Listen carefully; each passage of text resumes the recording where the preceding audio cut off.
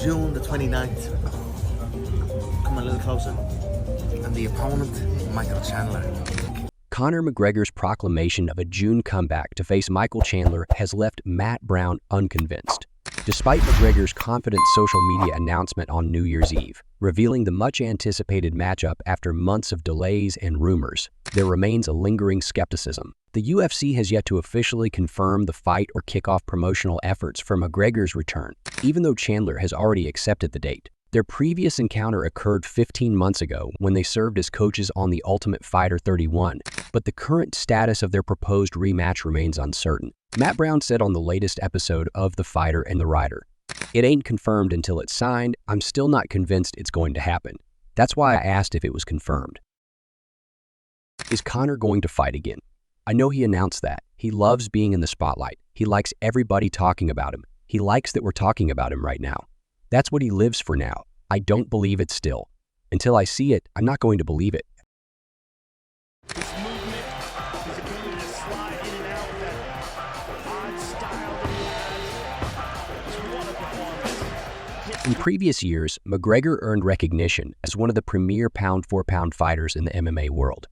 His status soared, particularly after making history in 2016 as the first individual to simultaneously hold 2 UFC titles. This milestone was achieved when McGregor defeated Eddie Alvarez to secure the UFC lightweight championship, following an earlier triumph for the featherweight title with a spectacular 13-second knockout victory over Jose Aldo. After defeating Alvarez over 7 years ago, McGregor has struggled with a 1-3 record in just 4 UFC fights, experiencing losses against Khabib Nurmagomedov and Dustin Poirier. His most recent fight ended disastrously when he suffered a gruesome leg injury in a rubber match against Poirier, forcing him to be sidelined for nearly 3 years.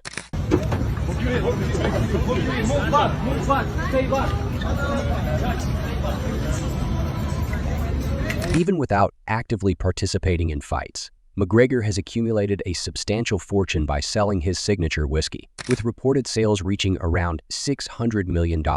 These factors lead Brown to not only ponder the likelihood of McGregor making a comeback in the ring, but to outright doubt that he will ever regain relevance as a top-ranked contender. As Brown said, he doesn't need to fight. What purpose does it serve him? He's not getting back to a title. He's not going to do anything significant ever again. He's got $500 in the bank. What's a few million to fighting somebody like Chandler? What's that going to do for him? That would be like if I gave you $10. You'd be like, all right, what do you want me to do with this? It's not even going to change your day, nonetheless your life. He doesn't have any motivation whatsoever to do this other than being in the spotlight. But when he simply makes announcements and talks and comes in and out of the testing pool and does all this, everybody's talking anyway. Brown is of the opinion that, at a fundamental level, McGregor recognizes that he can no longer compete with the world's top fighters, whether he's in the lightweight division or has moved up to welterweight.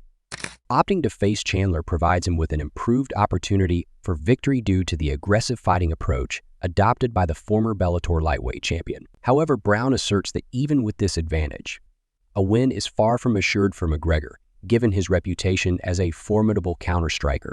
He knows that too. He's not a dummy. Him picking Chandler was a smart move on his part. For one, because that is a fight that would get fans excited. That's a fight we'd all like to see, actually. It makes sense. All the pieces add up where that fight actually makes sense. Chandler also engages with him, and Chandler also hasn't taken another fight in how long now? He's taken the bait to the fullest. Should McGregor indeed make a comeback, Brown is skeptical about the effectiveness of the strategy, especially when it comes to securing bouts with the world's top fighters. The seasoned 42-year-old envisions numerous fighters eager to enhance their reputation by defeating McGregor, a scenario that the Irish superstar would likely prefer to avoid.